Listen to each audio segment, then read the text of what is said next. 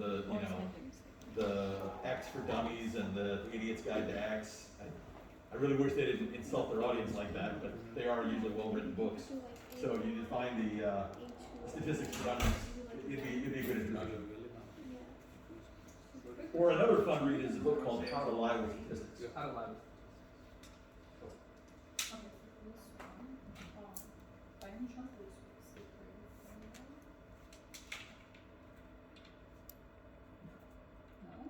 Well, this isn't 5 over 6, is it? I think it's 5 over 8. Oh, maybe I did. I thought I was using it.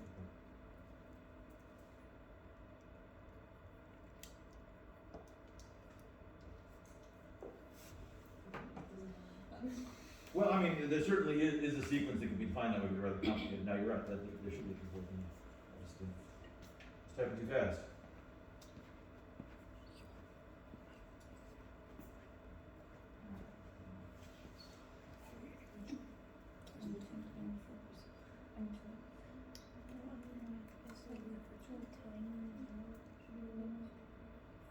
You don't know how to. I think you just Yeah, there. you just do it. Wait, but then that would be. So first you do it and then you first you take the and then you flip it. You can do it first, so it doesn't matter. First it does A and then try.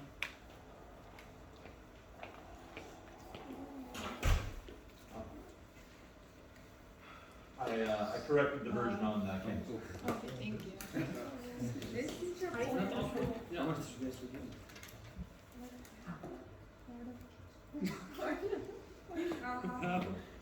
Yeah.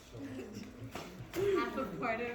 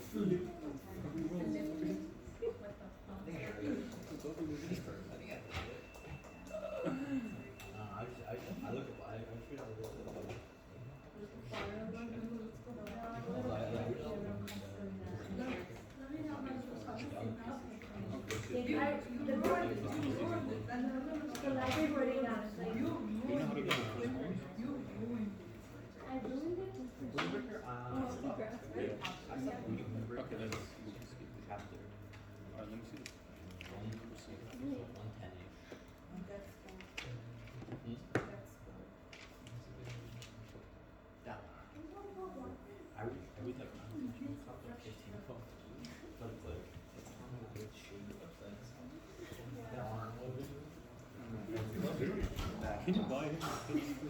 Yeah, everybody's That's not the case. What's afraid?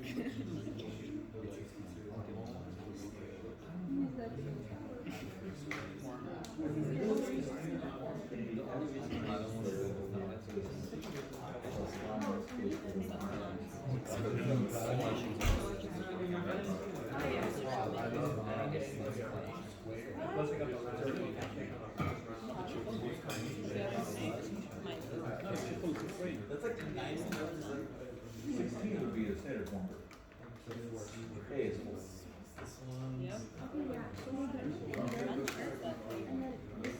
But you want to convert to the thing? 16, not the A. Yeah. Because it's not simplified. Thank you. I mean, it's probably fine. No, we're gonna go to center. But typically, it's not the same. We're gonna go to oral aneuploidy.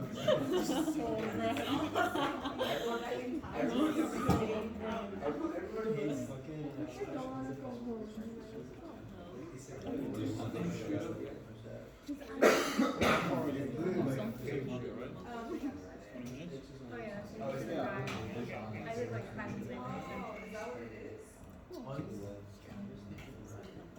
Yeah, it's okay. You guys can just go. We're gonna meet up with you while you're I think she meant she's not gonna come.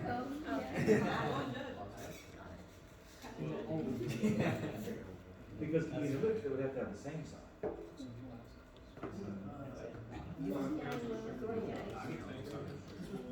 But X is positive. I'm just And screaming. Y is negative. Oh, okay. Yeah, that might work.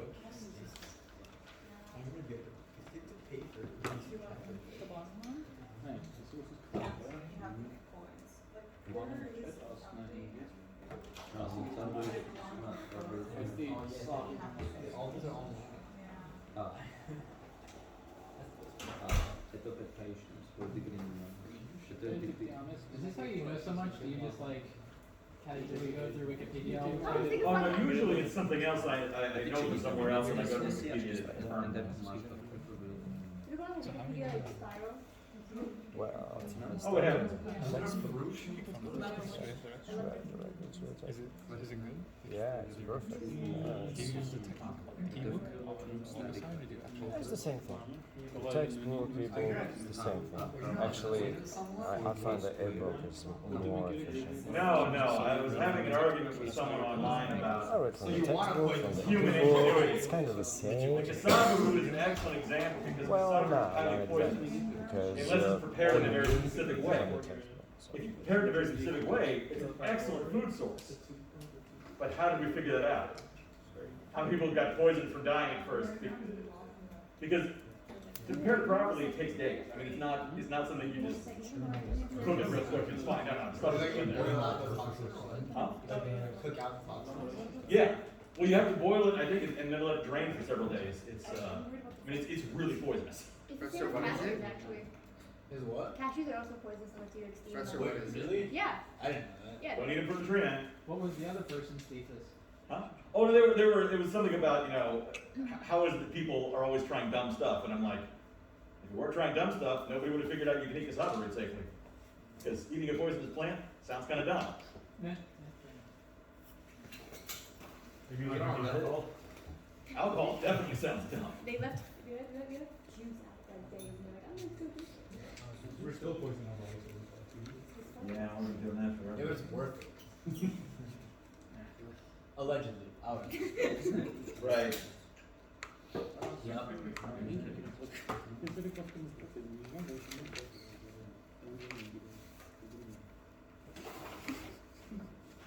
It's the same thing as it has the same thing as a cherry piece, right?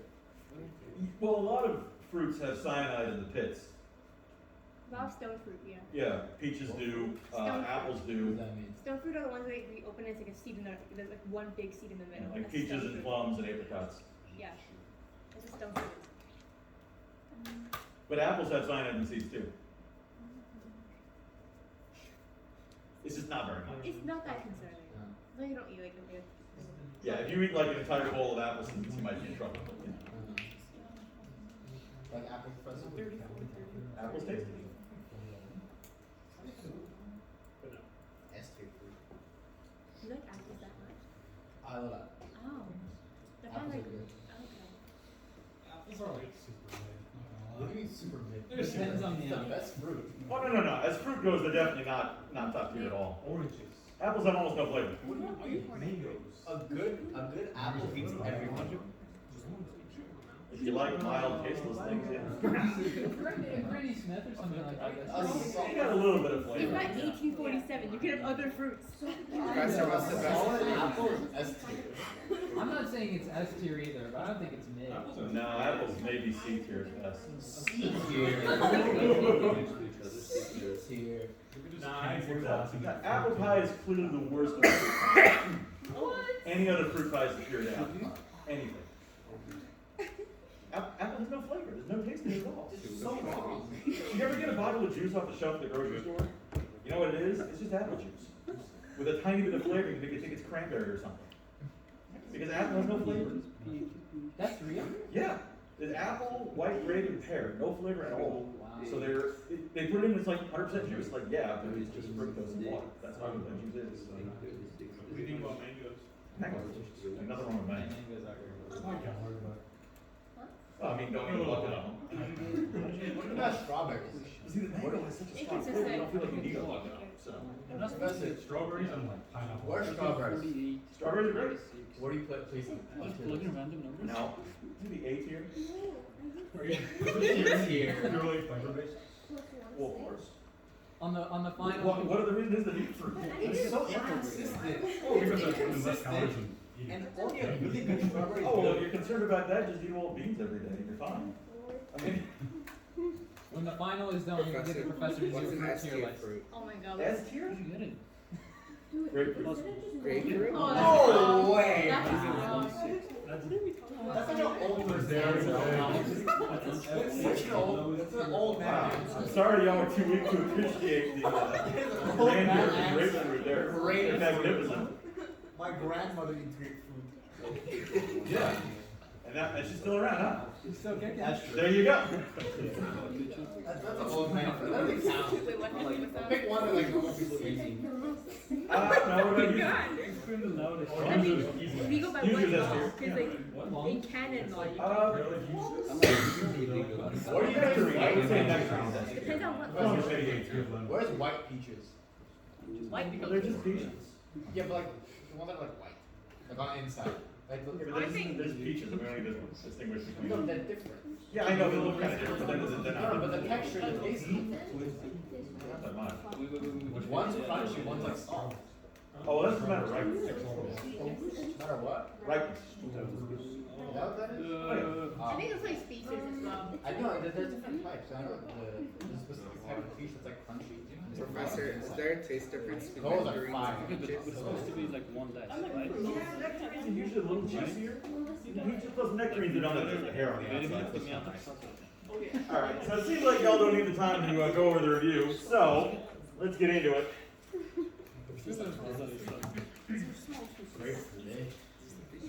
I'm telling you, man. You want the ultimate drink. Get yourself some grapefruit juice and a nice sharp ginger beer. Couple of slices of serrano chili, muddle them up in there. Best thing ever.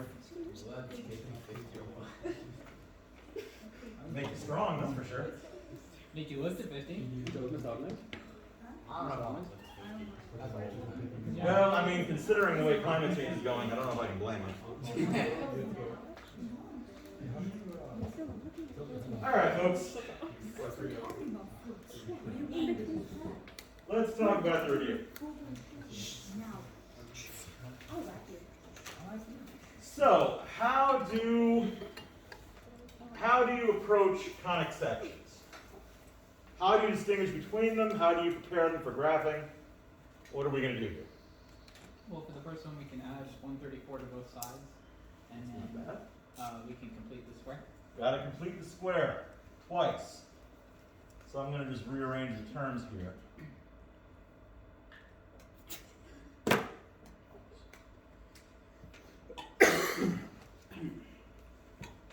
So completing the square also takes a little bit of prep. Yeah, question? Yeah, you can just say this the hyperbola, right? Because it Yes. sounds- We know it's a hyperbola because x squared and y squared have opposite signs. If they had the same sign, whether both positive or both negative, it would be an ellipse.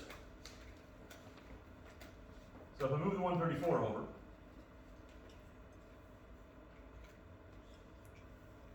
then I'm going to have to complete the square, but I need to factor out the coefficients on the x squared and y squared first.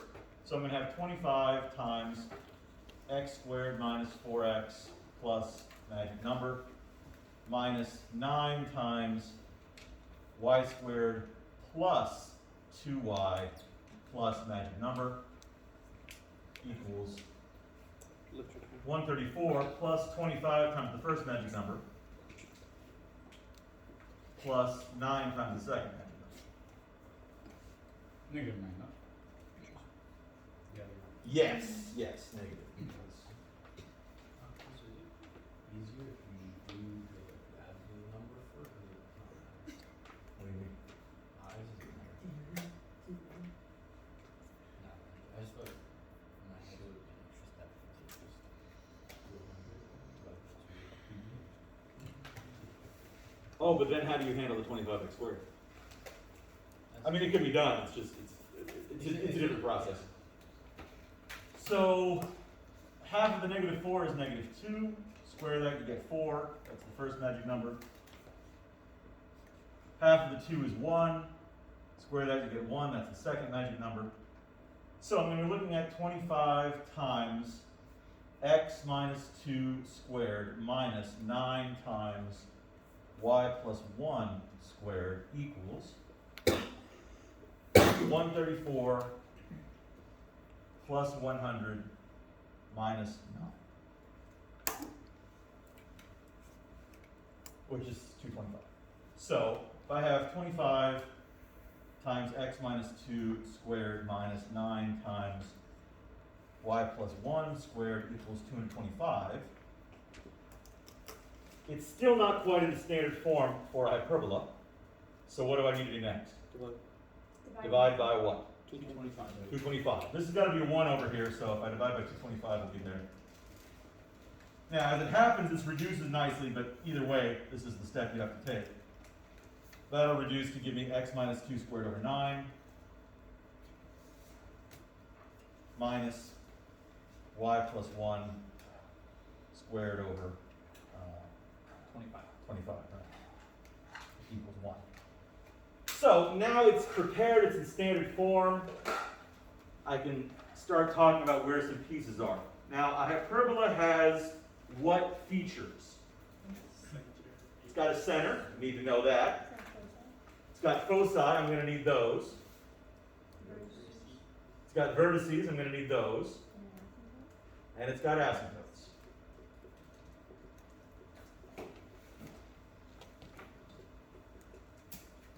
I want all of those. So, where's the center of this hyperbola? 2, 1. 2, negative 1.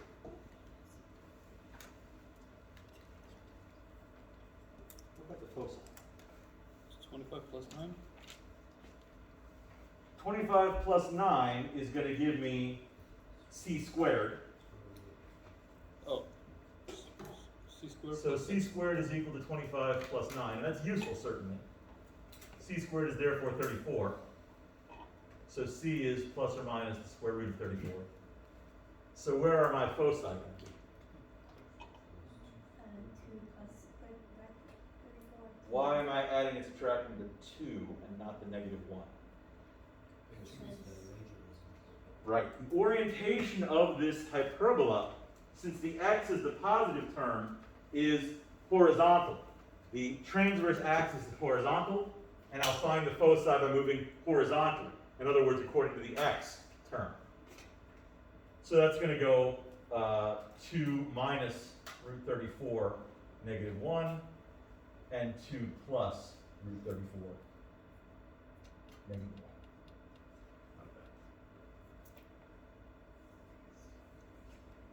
How about the vertices?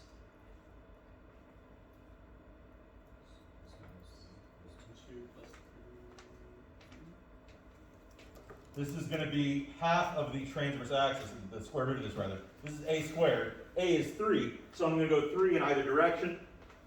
Again, along the x-axis, so I'll have 2 minus 3 is negative 1. 2 plus 3 is 5. That's my vertices. Which which is inside and which is outside between the foci and the vertices. Vertices. In this case, the vertices are inside, foci are outside. In a hyperbola, the vertices are closer to the center, the foci are further away from the center. That's if we put for the foci to plus or minus square root of 34. Oh yeah, probably. Yeah. Just make sure you don't approximate unless I ask you. Now for the asymptotes, how am I going to set that up? Y plus 1 equals 5 over 3 times x. You just plug in 0 for x and If I give me 0 for x, it's going to give me the y-intercepts, but that's not really what I'm looking for. you just shift the generator. Oh. Right. The asymptotes typically are of the form y equals, in this case it's going to be b over a, because the b was under the y, and it's plus or minus. This is if it hasn't been shifted. But in order to accommodate the shift, you just apply those shifts to the x and y's in this equation. So y is instead going to be y plus 1. B is 5. A is still 3. But x is going to be x minus 2. Professor, for the asymptote, it doesn't matter which one's positive or negative, whichever has the biggest A or B value. Whichever one's under the y. Oh, whichever's under the Whichever's under the y is always going to be your numerator. Because it's rise over run. Oh, right. So this should be simplified a little bit. But, I mean, I would accept this. This is fine as is. You can get it into mx plus b form, and that's a little simpler, but that's okay for me, really. So we can say that y plus 1 is equal to plus or minus 5/3 times x minus 2. So it ended up being b over a Because because. b was under the y. Oh, right. So let's see if instead the 9 was negative rather than the 25. Right, so if it had been like y plus 1 squared over 25 minus x minus 2 squared over 9, Yeah. that wouldn't have changed this. The number under the y is still going to be the numerator. It would have changed how we found the foci and the vertices. They would have been moving along the y, the vertical direction instead of along the horizontal direction, as was this case. Okay. So we leave asymptote like that, that's okay? That's fine. I'm okay with that.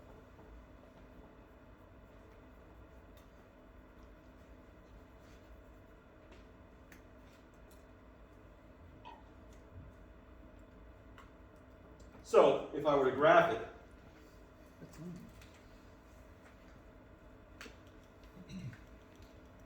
the center's at 2, -1. Let me just scale this out a little.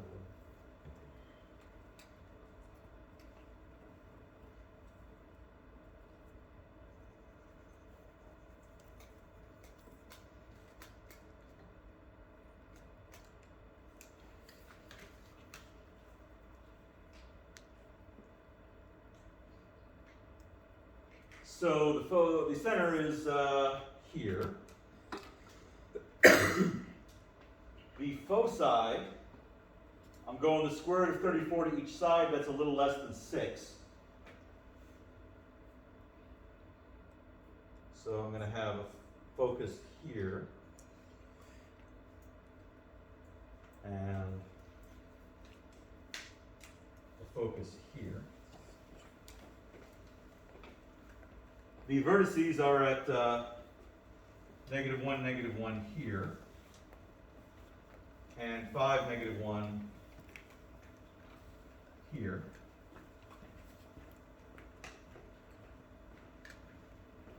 The asymptotes are a little tricky, but I know they have a slope of 5/3 and -5/3, and I know they pass through the center.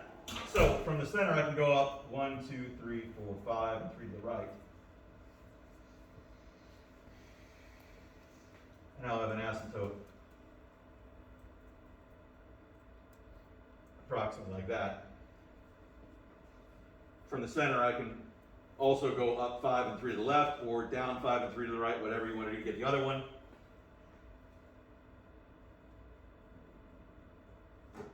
here. So my curves should look approximately like this.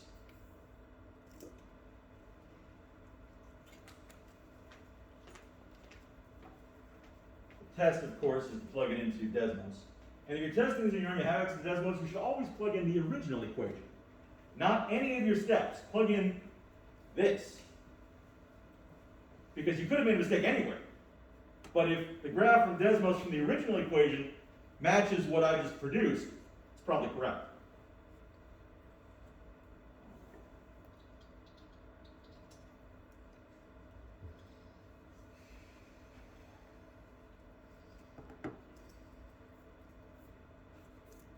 Unfortunately, copy paste isn't perfect, but it's not bad. Okay. Let's change the window and see if it looks about.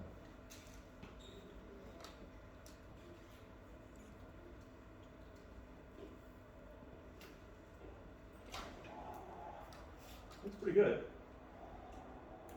Question mark? I got lost after we did the photograph program. Okay. How do you determine the asymptotes? Or how did you do asymptotes? The asymptotes, they are all based on the center. They're all going to pass through the center. The slope is 5/3 for one of them and negative 5/3 for the other. So I just went up 5, 3 to the right for one of them, and up 5, 3 to the left for the other. Another way of looking at it is that they pass through a point directly above the vertices by a distance determined by the slope there. But however you're looking at it, just going from the center and following the slope, the positive and the negative version will tell you the asymptotes. Speaking of which, let me plot those and see if they are the correct ones. So if I have y plus 1 equals 5/3 x minus 2, that looks solid. If I have y plus 1 equals negative 5/3 x minus 2. Also looks pretty good. The ultimate test, if I zoom out and I can't tell the difference, yeah, those asymptotes are correct. So, looks like we did everything correct. Just copy that graph into the whatchamacallit, key there.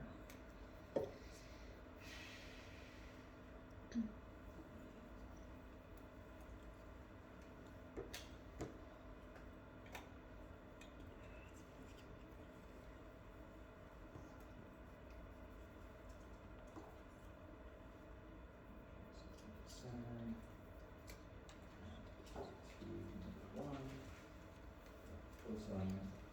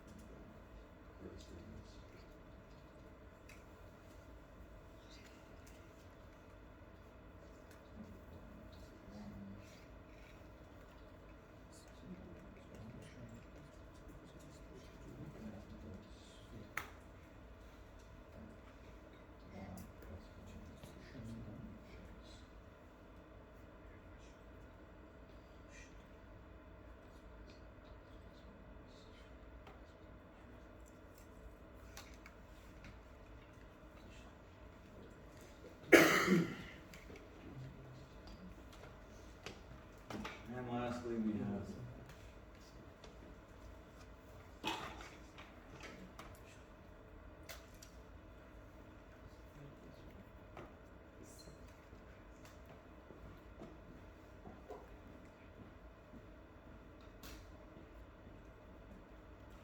okay, so do you want to see the other two worked out, or shall I proceed and come back to them if we have time? They are very similar after Come back. all. Okay, let's look at the sequence points. So, what can we say about 2a? What type of formula is that? It's recursive. Because while I know that the first term is 4, every other term I only know in relation to the previous term.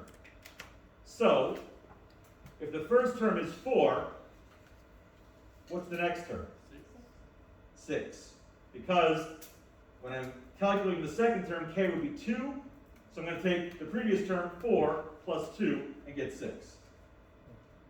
What about the next term? I'm going to take the previous term 6 and add 3 and get 9.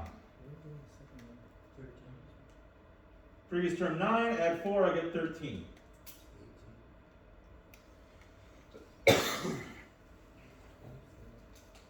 And finally, the seventh term would be 31. So 31 is the answer I was looking for.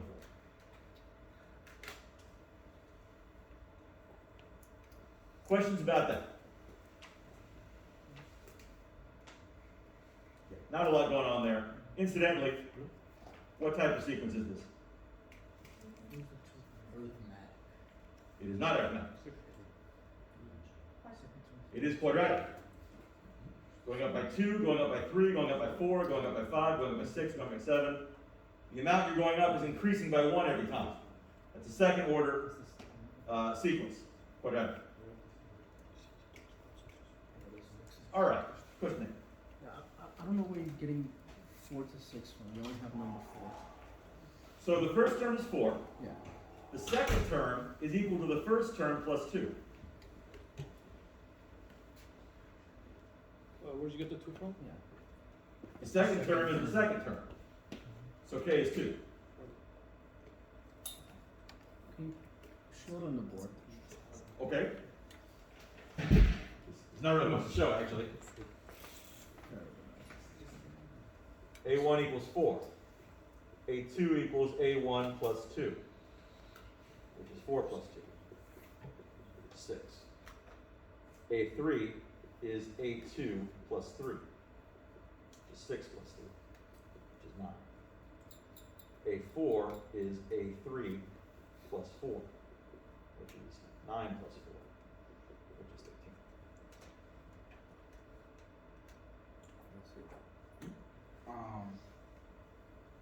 The A, I don't know, you don't need it, but A0 can technically be 0, right? So A1 would be equal to A0 plus 1. Since A1 is 4, if that's A0 plus 1, A0 would have to be 3.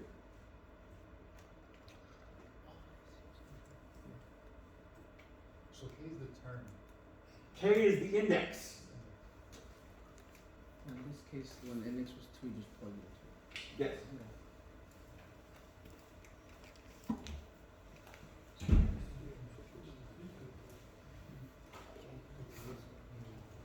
Okay. So, part B, what's going to come next after negative 5/6? 6/7 would be the next term. In other words, the fifth term. What's the next term after that? Negative 7/8. What's the next term after that? And that's the one I asked for.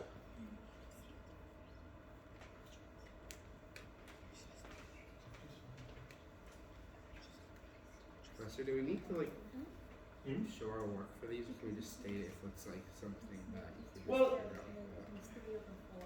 For the most part, I don't take off points if you don't show your work. I take off points if you're wrong. If you're wrong and you have work showing it, I can maybe give you partial credit. But if you don't, I got no way of figuring out what happened. Now, if your answer is negative 8/9, I might be a little lenient, even if you have no work shown, because I kind of see what happened. But if your answer is 12 over 13, I'll have no idea why. So if you have like just those 3 other like A's. Yes, then I'll be clearly see your thought process. So Yes. they consider that like enough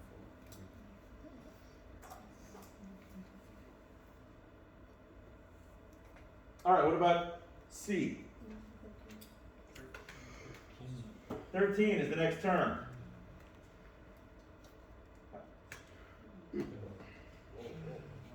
that the answer? Yeah, but not to that question.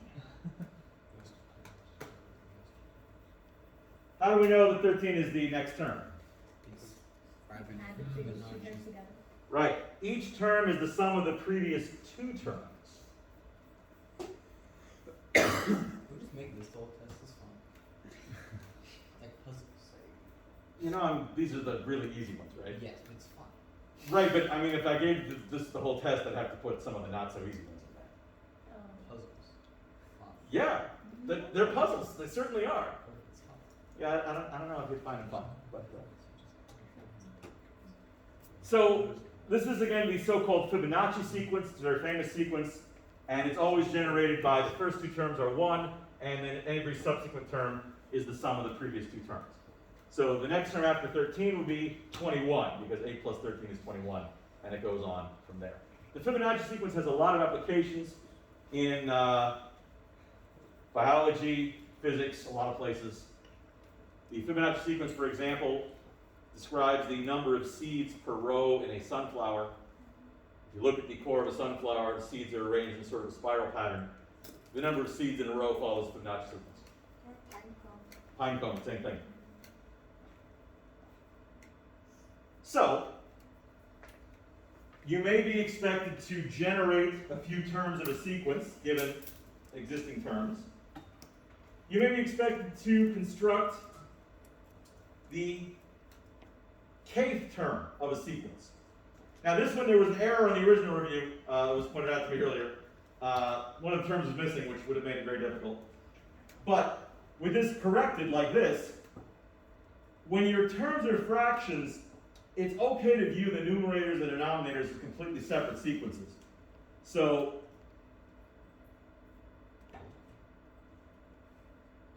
I'm going to say, Professor, could you make it a little bigger? Start to see what fractions. oh sure.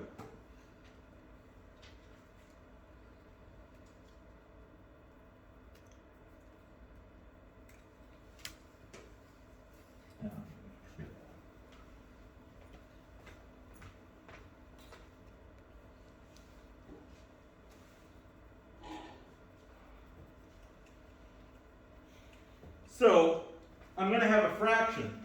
The sequence of the numerator is going to go 1, 2, 3, 4, 5. The sequence of the denominator is going to go 2, 3, 4, 5, 6. Looked at like that, they're very easy and straightforward. So,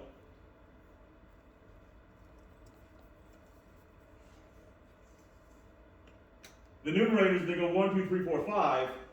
How would I describe that? It's just k. The denominators are just one higher, so k plus 1 is perfectly fine. And that works. So the numerators are arithmetic, the denominators are also arithmetic. The fraction combined, this is a variation on the harmonic sequence, which is one of the ugly ones. The harmonic sequence diverges, but you'll learn more about that in chapter 2. So, what about B here? I really wish I could get rid of this. It is quadratic. Because it increases by 1, and then by 2, and then by 3, and then by 4, and then by 5. So, in order to determine the exact setup, plugging in some points and solving the resulting linear system is a good idea. Now, if I put one of these on the test, at least one of the coefficients will be 0, and that'll make it a little easier.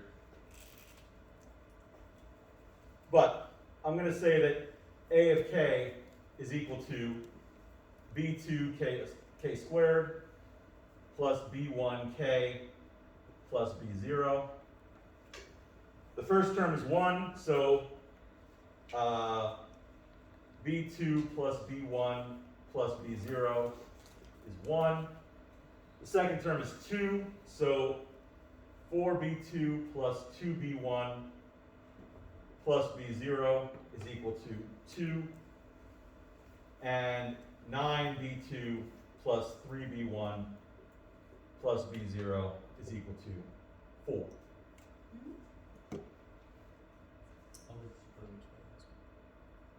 So, Wait, why 9b2? because b2 is attached to k squared.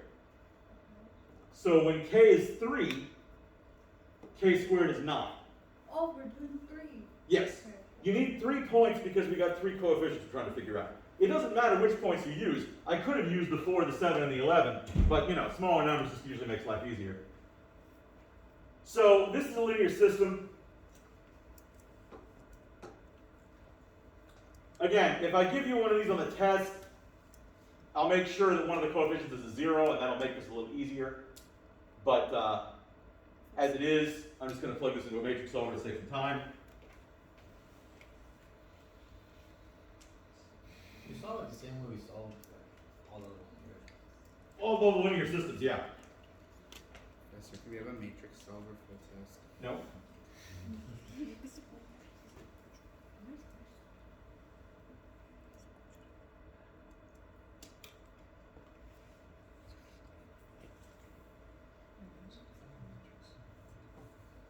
So.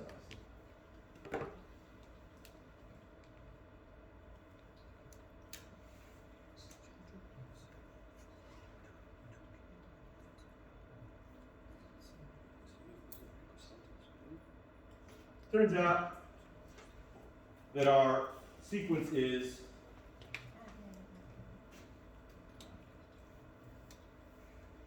one half k squared minus 1/2 k plus 1.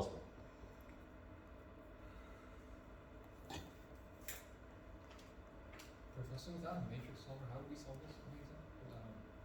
Oh, well, you solve any other linear system. So, you know, if I want to get rid of the B2s first, I'd take -4 times row 1, add that to row 2, -9 times row 1, add that to row 3. So I would have B2 plus B1 plus B0 is equal to 1. Row 1 is unchanged. I'm going to have no B2s in the second row. -4 of that, so minus 2b1 in the second row. -4 of that, so minus 3b0 in the second row. -4 of that, so 2 over here, on the -2 on the right hand side of it. And then for the third row, no b2s. -9 plus the 3 is -6b1. -9 plus 1 is minus 8b0. -9 plus 4 equals -5. Now I have a 2 by 2 system here. I'm going to take -3 times row 2 and add that to row 3. I'll have B2 plus B1 plus B0 is equal to 1. -2B1 minus 3B0 is equal to -2. Down here I'll have no B1s at all. -3 times that is +9, which I add gives me B0. -3 times that is +6, which I add gives me 1. B0 equals 1. Plug 1 into here. I'll have -2b1 minus 3 equals -2. Add 3 to both sides. -2b1 equals 1. b1 equals -1/2. Plug both of them into the original equation. b2 minus 1/2 plus 1 equals 1. b2 equals 1/2. So.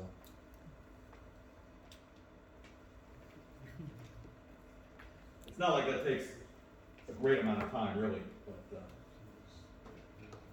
it's maybe a little more work than I want you doing this same problem. You should make it the bonus question. Sure, I have a lot of questions. Questions? So the first step, like every other problem, try to find the pattern. Yes. In this particular case, it went up by 1, 2, 3, and 4, and 5, and that tells you that's quadratic. Right. Why? Yeah. So a lot of y'all missed yesterday, and I want to reiterate what it says in the syllabus because it's become an issue throughout today. When you miss class, you are responsible for the content that you missed. So, have to take a lot of class to go back over stuff so y'all miss class. I understand there was bad weather, but that's definitely stuff you should have tried to cover on your own. The reason why this is quadratic is because it's second order. When I say it's second order, what I mean is 1, 2, 4, 7, 11. That's an increment of 1, an increment of 2, an increment of 3, an increment of 4. But these increments have a consistent increment. So this would be first order, in other words, arithmetic, if they were all the same. They're not. But they are the same in the second one. That makes the second order. In other words, quadratic. If they became the same in the third row, it would be cubic. But I'm not going to do that. So you don't put cubic one on No, I'm not going to go with that. Because then you'd have to have a 4-variable system to solve it out. That would take too long.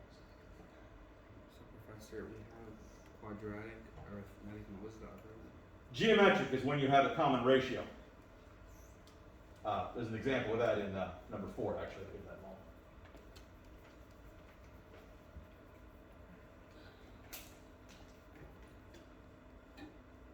Okay, so this one is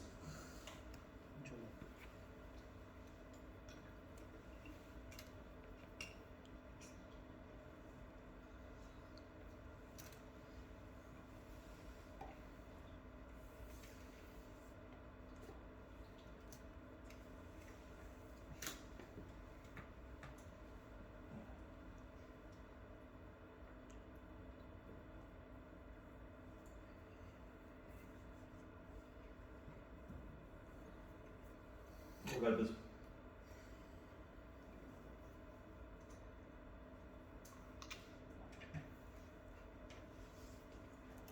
This last one is a little tricky because one of the fractions has been reduced. It's 4 over h, right? Yeah, if you write it as 4 over 8, it makes it much easier to see the pattern. The denominator quadratic. The denominator of this one is, again, quadratic. So I'm actually not going to take class time for this one because we are running a little short. But to come up with these expressions for the denominator, the numerators go 1, 2, 3, 4, 5. So the numerator is just going to be k. The denominators go 2, 3, 5, 8, 12. So, again,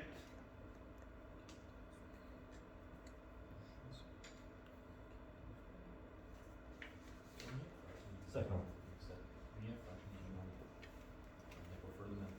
You pretty much always, with a fraction, want to consider the numerator and the denominator as separate sequences. So, this is actually exactly one more than the previous sequence. So, since we have the previous sequence available, I can say the denominator is going to be 1/2 k squared minus 1/2 k plus 2. Well, because it's exactly one more than this sequence right here, which we just figured out. This is the sequence 1, 2, 4, 7, 11. That's sequence 2, 3, 5, 8, 12. It's one higher in every single term. So I just add 1 to the sequence and I get the same thing. Or, of course, you can do it this way. This is the safe way, and that's certainly the way that you should approach it if you had this problem in isolation. But in the interest of time, I'm just going to write it out. So we have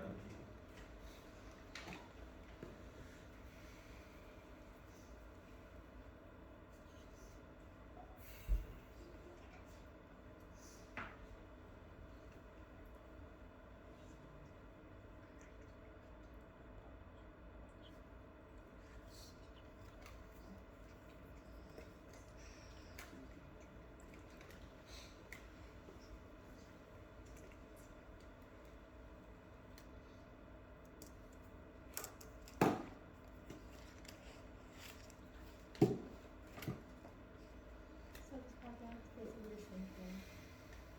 Hmm? The first two coefficients, the first two terms is basically the same thing. Not necessarily, because the common increment may always be 1. if the common increment were 3, that would magnify the other coefficients as well. It's just that these sequences happen to be almost exactly the same. They weren't just quadratic, it was that they were the exact same thing, just offset by 1. So as long as the increment's the same, you can just add whatever at the end to make it like match. Like no matter if you got an increment of 1, you could just add it at the end. Like let's say like 6, 7, 8, 9, 10. Maybe. It's not a safe thing to do, I don't think. Because there are 3 terms involved. If there are only 2 terms involved, that would be that simple, though. Because there's 3 terms, I'm not completely confident in that. I have to do a proof. So, moving on to number 4. Given the sequence a of k is equal to 2 to the power of negative k plus 1, answer the following questions. So for the first 6 terms, it's just a matter of plugging the numbers in.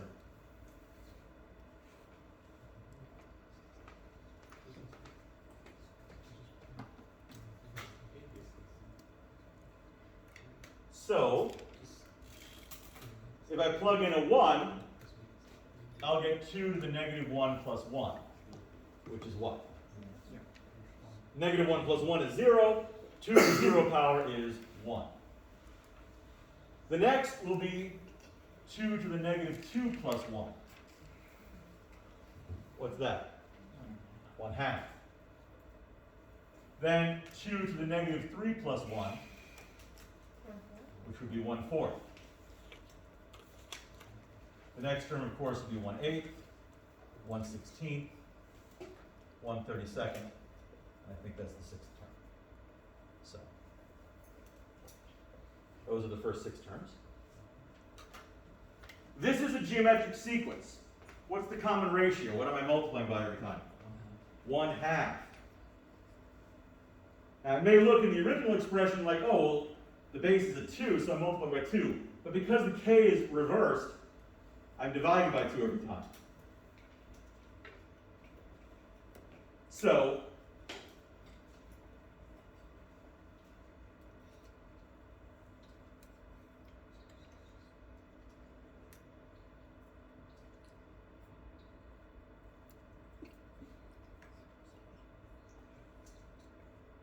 now, first 6 partial sums.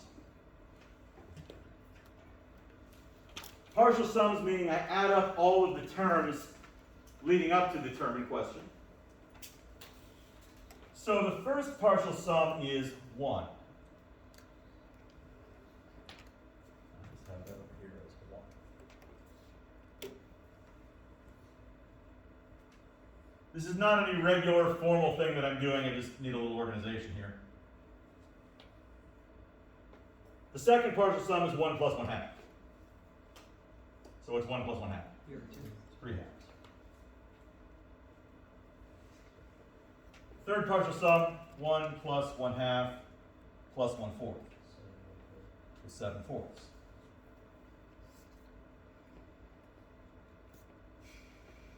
One plus 1/2 plus 1/4 plus 1/8 is 15/8. So what's the next one? 31/16.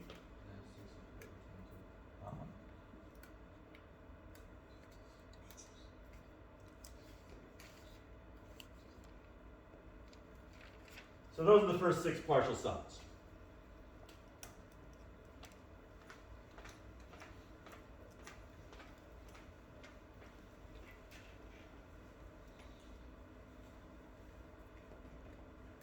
So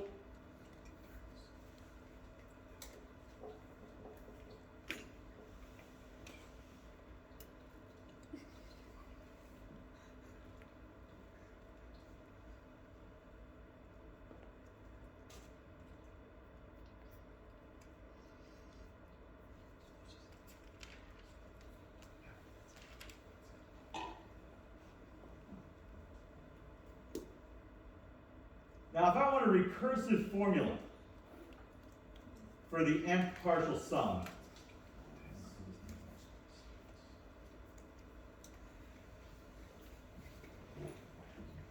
if I wanted to find it recursively, then I'm going to say, okay, what am I adding when I do these partial sums? And of course, what I'm adding is the next term in the sequence.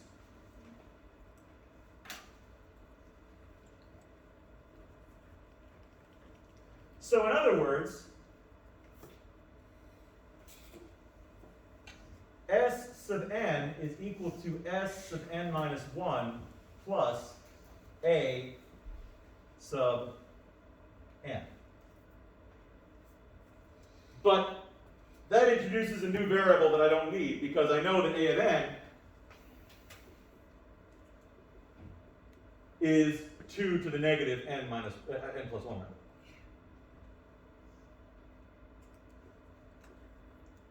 I do need to state the first term, of course. S sub 1 is equal to 1. And this would be a nice recursive definition.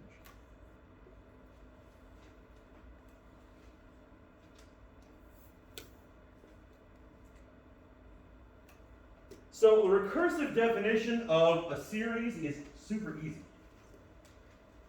You just add the next term every time, and we already have a definition for each term, so that's no problem.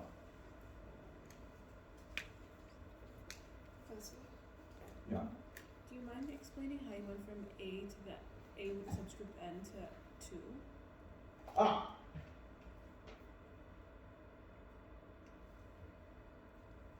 Oh, okay. A was defined originally. That's how we got here. So I'm just applying that definition. I see. Thank you. Mm-hmm.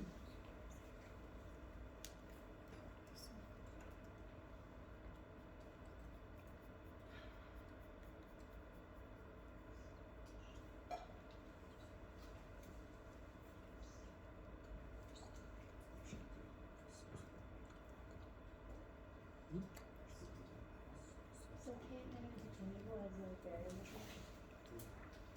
In this case, I'm using K as the index when it's a sequence, and N as the index when it's a series. But ultimately, they are just labels.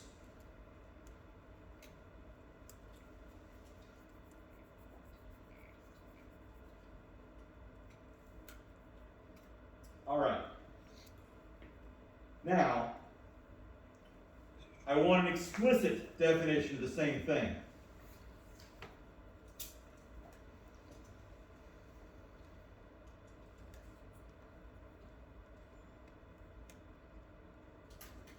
Looking at these partial sums, what do the denominators look like?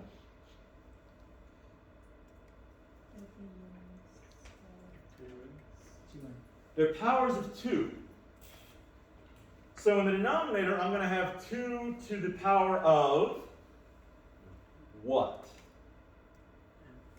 If I have 2 to the nth, this isn't going to come out right. Minus 1? And minus 1. Because that way, when I start with the first term, the denominator will be 2 to the 1 minus 1 power. In other words, the denominator will be 1. The next term is going to be 2 to the 2 minus 1 power. 2 minus 1 is 1. That's going to give me a denominator of 2, as it should. So that offset is going to start my denominators in the correct spot. If I just did 2 to the n, I'd start at 2, but I want to start at 1. What about the numerators? 2 and 1 The numerators are also powers of 2. I did 2 to the n minus 1. In the numerator, we don't need the offset in the exponent. I need it down below.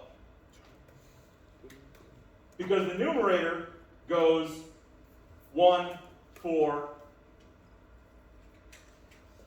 wait. It's not going to work, is it? Because this is, the powers here are 4, 8, 16. This has got to be a 2 minus 1. Oh yeah, it works fine. No problem.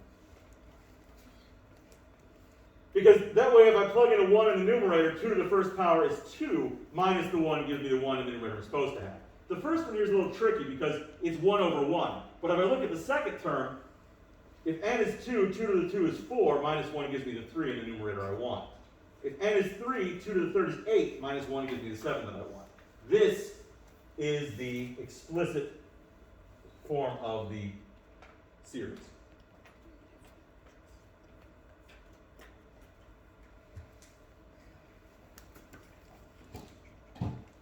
So,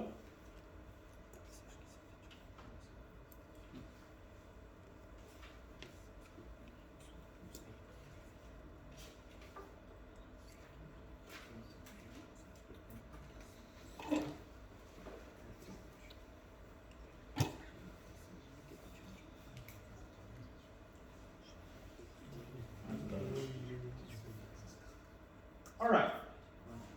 Now, if I want the 100th partial sum,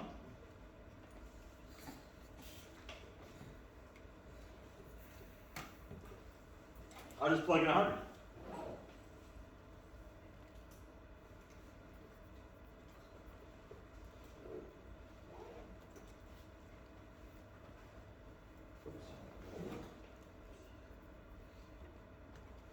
Try that again.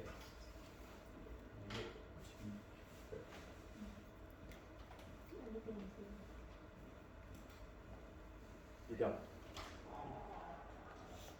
You get a result that's very, very close to 2, but it's not 2. If I ask you to approximate, approximating to 2 would be perfectly correct. I got only 2 of my calculator. Yeah, that's because you're approximating. What's 100 minus 1? This is 2 to the 99th power down here. Yeah, if you plug it into the calculator, just get 1. Your calculator is God, right? I got it wrong. Your calculator doesn't know, because your calculator is just a machine. If I separate the fraction, this is 2 to the 100th power over 2 to the 99th minus 1 over 2 to the 99th. What is 2 to the 100th power over 2 to the 99th? 2. What is 1 over 2 to the 99th power?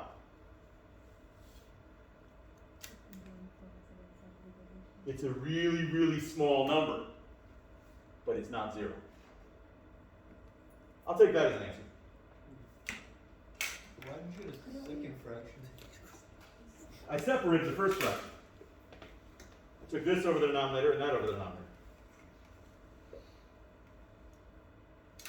If I have, But why? so you can see why it was almost 2.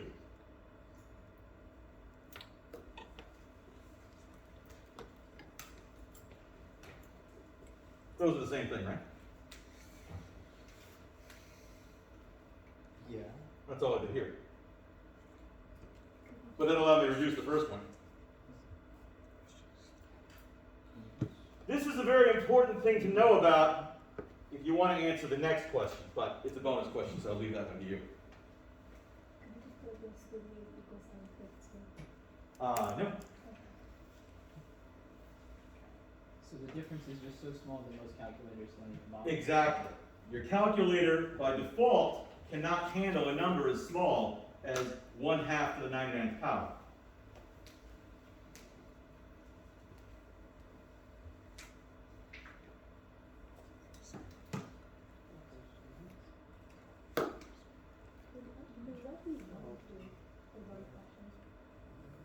Two.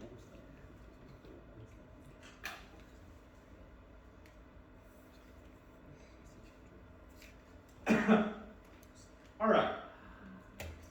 So, moving on to number 5. Are there any questions about number 4? I'm not going to answer the bonus question, of course, but are there any questions about number 4 other than that?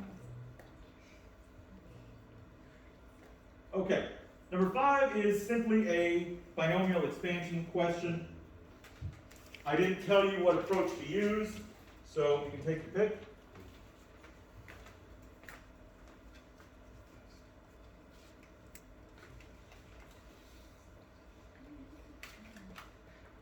So is the tree fair game, Professor? A tree? Pascal.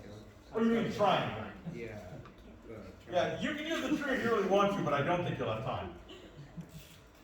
In this case, let's see. 2 to the 7th power is 128. If you would have 128 branches, I don't recommend it. But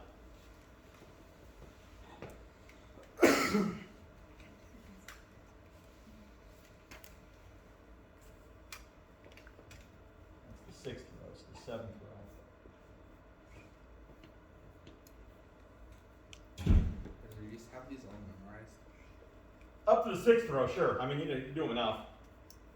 Seventh row, I would not know off the top of my head. But if that's the seventh row, then the terms are going to be of the form x to the seventh, x to the sixth y, x to the fifth y squared, x to the fourth y to the third, x to the third y to the fourth, x squared y to the fifth, x y to the sixth, and y to the seventh. It's really important that you grasp the logic of this pattern, because that way you can go through it fairly quickly and not have to construct each from the binomial theorem every time. It takes longer that way. The other nice thing is there's no coefficients here. It's just x and just y, which means the coefficients are just going to be these numbers. So 1, 7, 21, 35, 35, 21, 7, and 1. The only trick here is you got to watch the sign. So they flip back and forth. Yes, they're going to alternate. Because it's a minus y, the first one's got no y's at all, so it's positive. The next one's negative, then positive, then negative, then positive, negative, positive. Negative. Question? Why does the triangle come down only to the second row? Oh, this is the seventh row. Oh. I started at the sixth row because I happen to remember that. Well, their work coefficient, if you just multiply it by. Right, but you'd have to apply the exponent to the coefficient. So, like, if that had been 3x instead, I'd have to take 3 to the 7th power along with the How x. do you multiply it by And just to clarify, since it's minus y, we alternate with negative signs, and we only start with the positive because there's no y's in the first term, right? Right, so effectively I'm doing negative y to the 0 power here. But 0 power of anything is 1, stays positive. Oh, so it's, okay, got it, thank you. Let's say there was a coefficient on the x here. Uh-huh. In the beginning, is it okay to just put a plus b to the 7th, do everything we did regularly, and substitute in the different numbers in the left side? Yeah, I mean, that's okay, as long as you keep track of everything, sure. But it won't mess up. No, because you're just creating dummy variables at that point. And that's okay, there's nothing wrong with that, as long as you apply them correctly.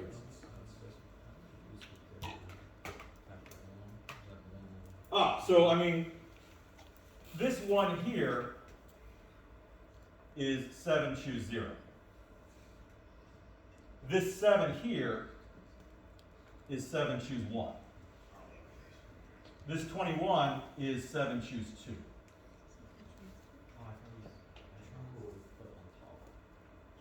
So if I'm doing 7 choose 2, for example, that's 7 factorial over 2 factorial, 5 factorial.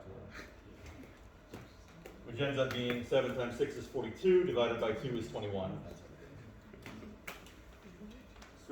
So as a rule of thumb, whenever we see these factorials where it's any number over 0, we can say that that's 1, and any number over 1, that's the number. That's correct. That's correct. The ones in the middle are much more difficult to do in your head. You're better off writing them down or doing a triangle.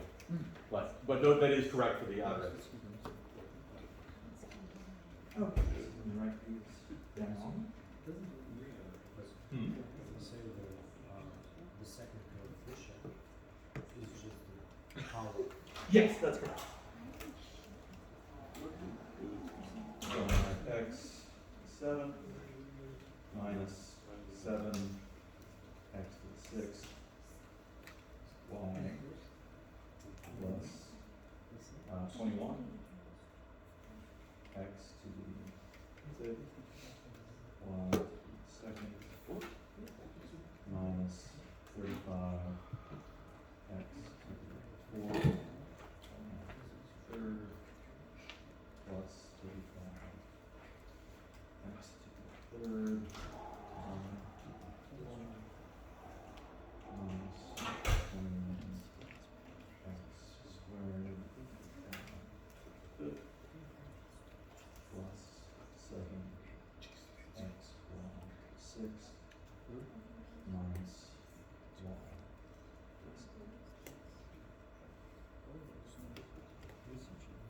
Now, binomial coefficients. course, you need to do these if you don't want to construct a triangle. This is the alternative. So without even going through the work, I can tell you that 7 choose 3 is 35 because I have the triangle right there. But if I were to do it by hand, But why is it 35? oh, because that's the third number of the triangle in that row. I got 70. Ah, you missed the 2 on bottom. So 7 choose 3 is going to be 7 factorial over 3 factorial 7 factorial. Oh, sorry, 3 factorial 4 factorial.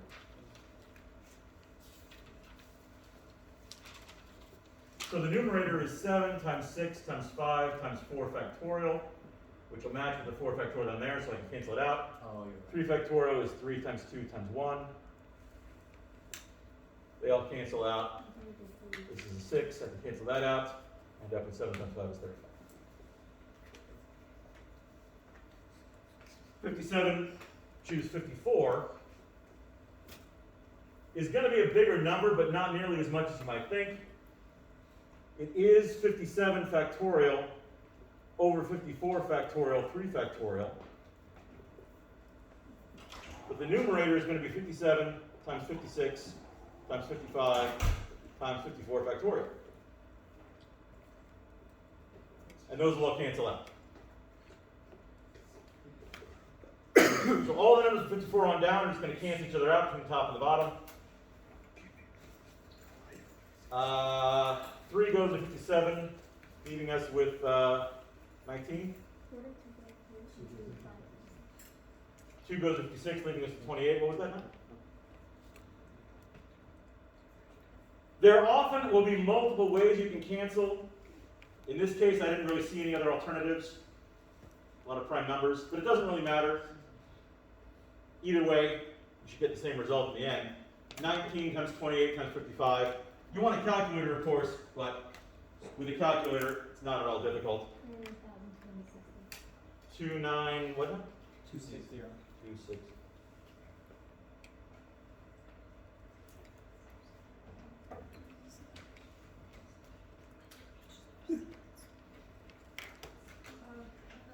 Hmm. How did you get the 54 and 3 in the same? So that's the definition of the binomial coefficient. If you have n choose r, that's n factorial over r factorial times n minus r factorial. Oh, okay. I completely forgot about that one. What do you go to put your number? So this was 35.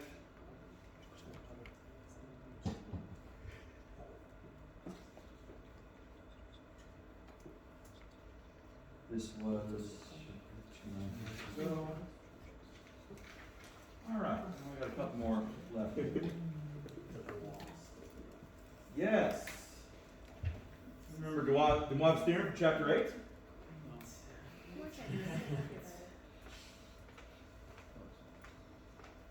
Demoivre's theorem is actually much better than the binomial theorem in the cases where it applies.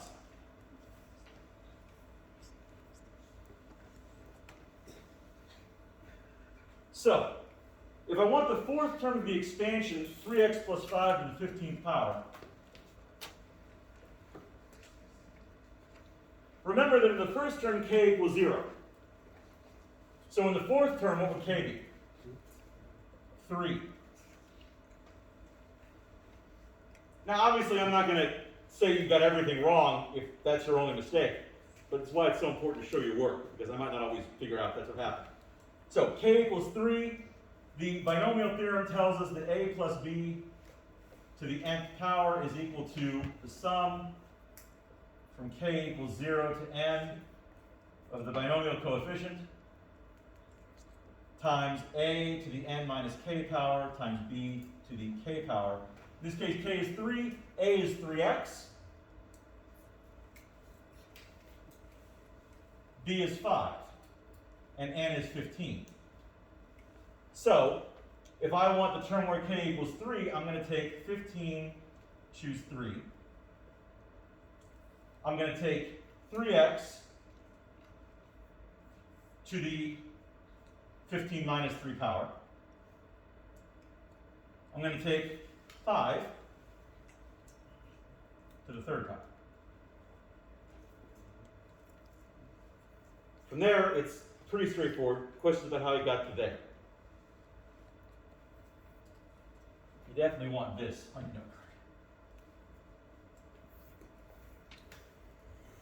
card. So, to figure that out, this is going to be 15 factorial over 3 factorial, 12 factorial. 15 minus 3 is 12, so I'm going to have 3 to the 12th power. I'm going to have 5 to the 3rd power. And I'm going to have x to the 12th power over here.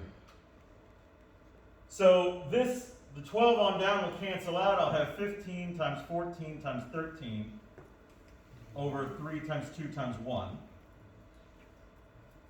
3 cancels out with the 15 to give me a 5. 2 cancels out with the 14 to give me a 7. So I'm going to have 5 times 7 times 13 times 3 to the 12 times 5 to the 3rd. It's going to be a big coefficient, so definitely want to calculate.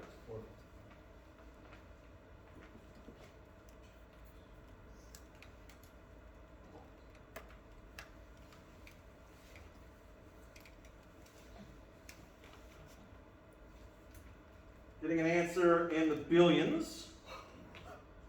30 billion, 225 million.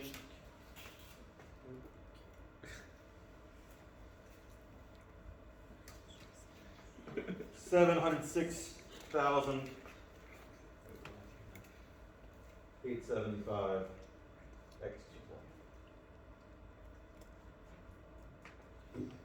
Well, 5 times 7 times 13 is this part, but then it's still times 3 to the 12th, and it's still times 5 to the 3rd. Oh, can we not do it with the other where we did it? Are you going to get that answer? I didn't. Then no.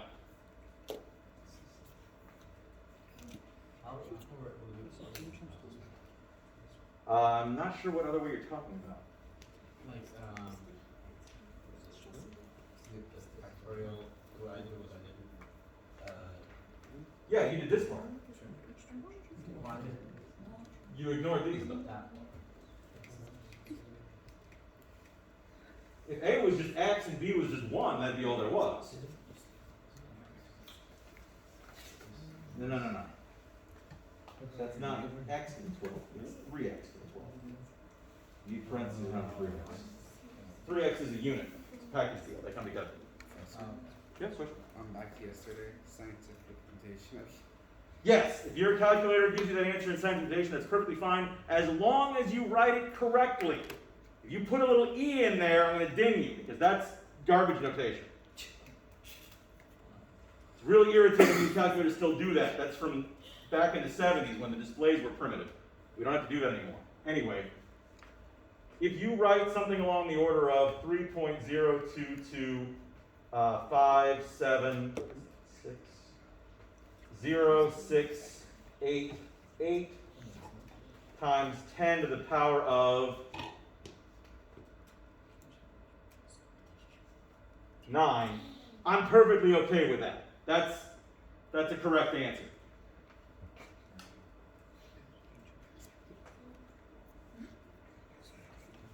Wait, 10. 10 is there.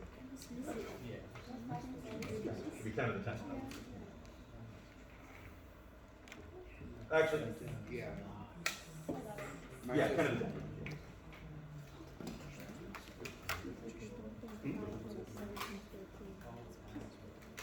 So, if you write it like this, that's fine. Of course, if your calculator is, one that takes advantage of modern technology and actually gives you the number instead of some weird stuff.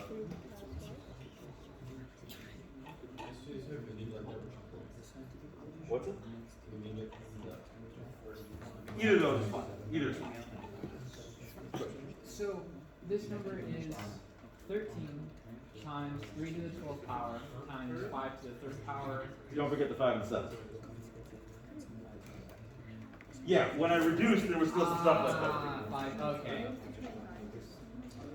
Thank you. No problem. All right, so the key to those, of course, you got to set it up correctly, but then you also need to carefully perform your calculations. Very easy for a small thing to go wrong. And here's why, like I said, you've got to show your work. Because if anything goes wrong, your answer's not going to look anything like that. There's no way I'll be able to figure out what happened if I don't see the work that led up to it. I mean, the tiniest error, you're going to be off by orders of magnitude. There's no way that I'll be able to recognize what happened. So, any questions about number 7?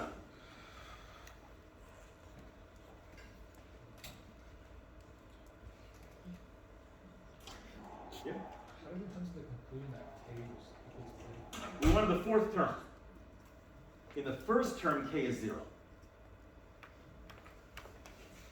So K is 0 in the first term, in the fourth term, K is 3. And that's why I want K. So we wanted K equal to 6. If I were looking for the seventh term, K would be 6. So standard is always 0, and then if it's otherwise, like in another problem, it will say K equals 1, and then you. The binomial theorem is typically defined with a starting index of 0. It could be defined with a starting index of 1, but the rest of the formula would look really ugly. So that's just the way it's done. If you're using the sigma notation, the index is always defined explicitly in the notation. So there's no question here where it starts and where it stops. It shows me right here and here. So anytime you're using sigma notation, that'll make it very obvious where you start and where you stop.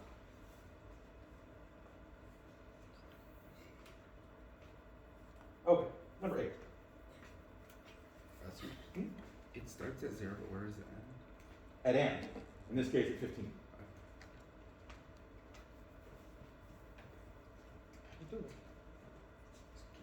So, this is here.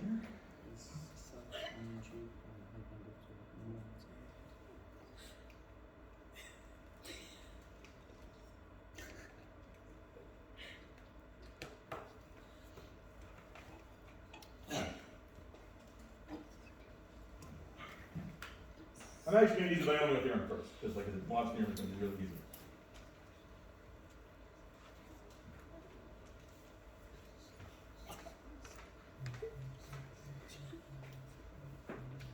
So, the binomial theorem applies to any binomial. It doesn't matter whether we're dealing with real or complex numbers. So if I want to take 3 minus 4i and raise that to the 6th power,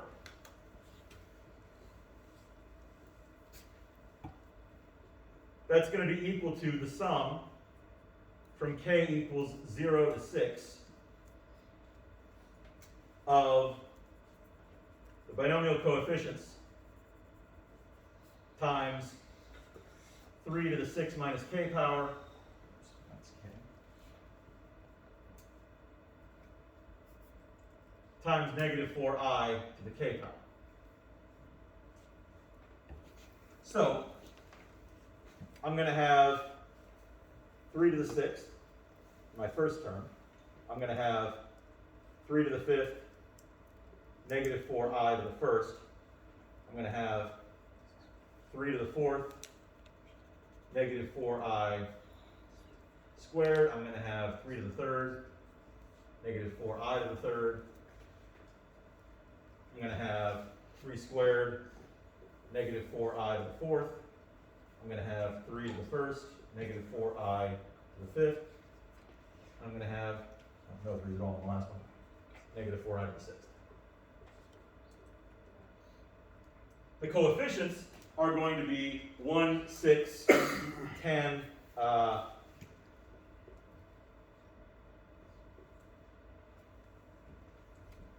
no, 1, 6, 15.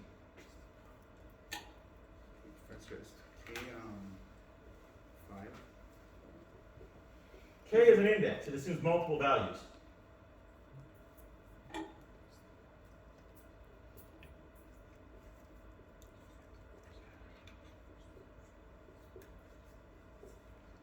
K is indexed from 0 to 6, so it assumes every value from 0 to 6. Here's where K is 0, here's where K is 1, K is 2, K is 3, 4, 5, 6.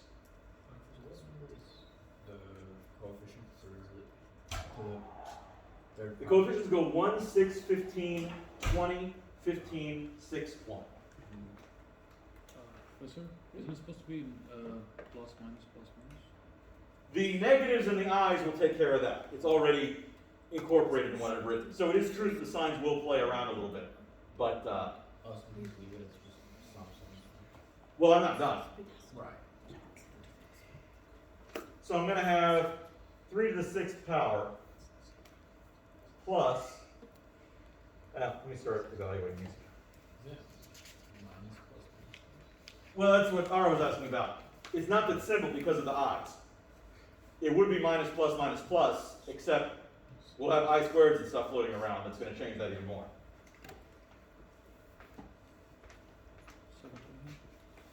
Professor, your suggestion is that if we have i's in the equation, to write it out with pluses and then like to do the math with the i's and then change the Yes. sign.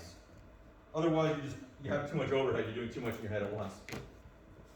So that's 729 minus 6 times 3 to the 5th times 4. It's 5,832. I. This is also going to be negative. No, it'll be positive. No, negative. Because the negative squared is going to go away, but then I have I squared, it's going to make it negative again. So I'm going to have 15 times 3 times 16 is 720. Wait, hang on, 3 to the 4th. 15 times 3 to the 4th times 4 squared is 19,440.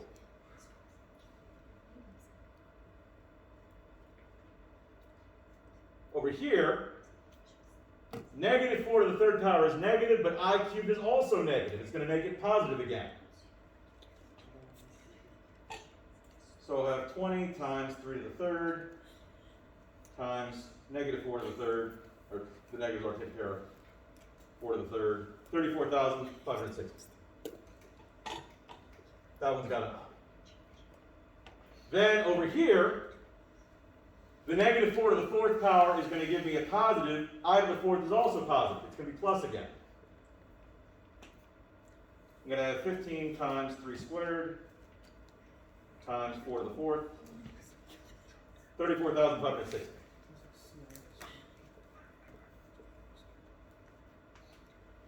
No. Next, here, negative 4 to the 5th power is negative, but I to the 5th is also negative. No, it's not. I to the 5th is positive. So, it's going to be negative again. So 6 times 3 times 4 to the 5th, 18,432. It does take an I. And lastly, I to the 6th power is going to be negative 1, making the result negative. 4 to the 6th power is 4,096. A lot of common terms, like terms. 729 minus 19,440. That's not right.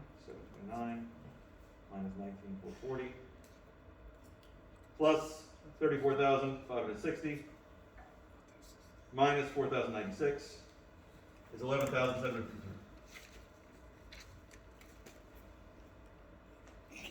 On the I's, I've got minus 5832 plus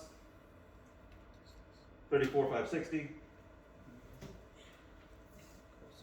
minus 18,432. 10,296 I.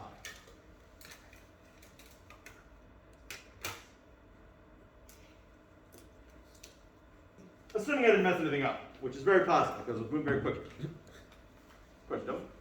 So just for that, the third term, 20 times 3 to the 3rd power times negative 4i to the 3rd power. You took 20. This term here? I believe it's the next term. This term here? Should be produced from here. Yes. 20 times 3 to the third times 4 to the third. And so it's positive because I cubed is negative, and then times negative 4, that's positive. Okay.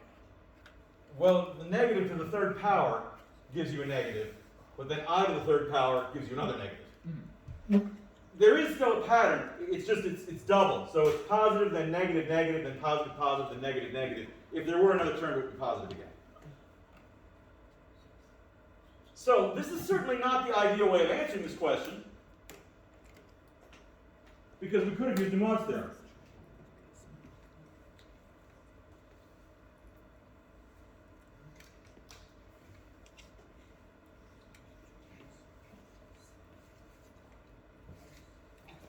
So, Dumont's theorem.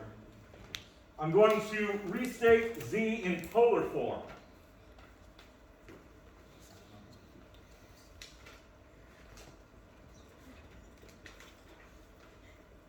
Of course, you will see Dumont's theorem again on the final exam, so this is good practice for that too. So, if z equals 3 minus 4i, what is the modulus of z?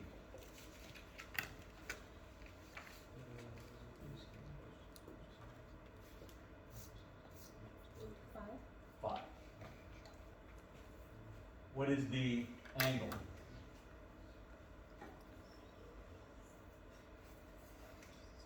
It is the inverse tangent of negative 4/3. Now, what quadrant is this in? Fourth quadrant.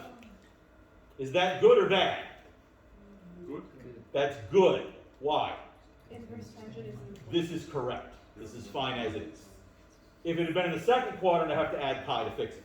But that's not necessary because it's in the fourth quadrant. So, if z is equal to 5 times CIS of the inverse tangent of negative 4/3, z to the 6th, how do I do that? 5 to the 6th power times CIS of 6 inverse tangent of negative 4/3. That easy. 5 to the 6th power. What's that? 1/5 what now? 15625. 625. CIS of 6 inverse tangent negative 4/3. So, let's test that.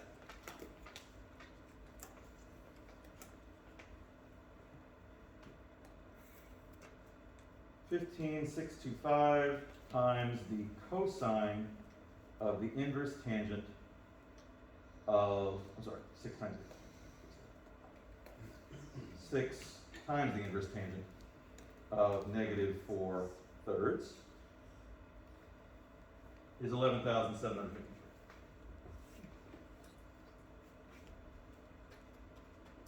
You do cosine times Well, CIS is cosine plus I sine. So this is right, find the first thing. 15,625 cosine of 6 inverse tangent negative 4/3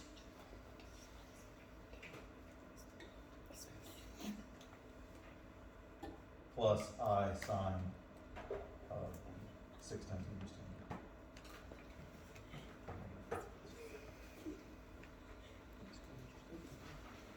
So the cosine portion comes out exact. The sine portion, let's test that real quick as well. If I take 1565 times the sine of 6 times the inverse tangent, negative 4/3. Nope. 10,296. No, certainly not approximate. Because if you don't approximate, you get that exact answer. If you approximate, you might be off by a little bit.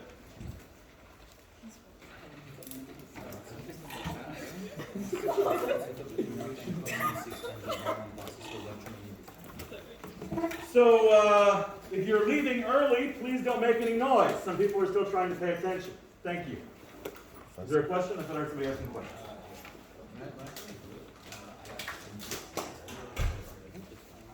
That means you typed it in incorrectly sometime.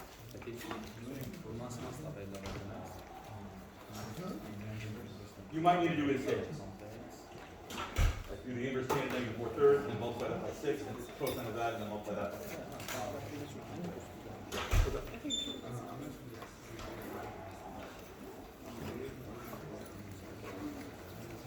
That's true, but it doesn't matter. Because if I do all this in the calculator at once, yes. No, I knew in this case that was what it was going to come out to. Here's the other thing. I can't multiply these by each other a whole bunch of times and end up with square root of decimals. Because I'm just multiplying 3 and 4. That would be bad sign. That would be a sign that something had gone wrong. All right, other questions? Professor, it's not really related to this. Have you graded the supplemental homework for everyone? I haven't graded all of them. I graded the ones in chapter 5 and 7, I think. And there was one that was handed on paper that I didn't get posted. Oh, I see. Okay, thank you. All right, so that is all the time we have, but I do have office hours, so feel free to stick around. Otherwise, I will see you tomorrow. Take it easy. Have a good day. What happened?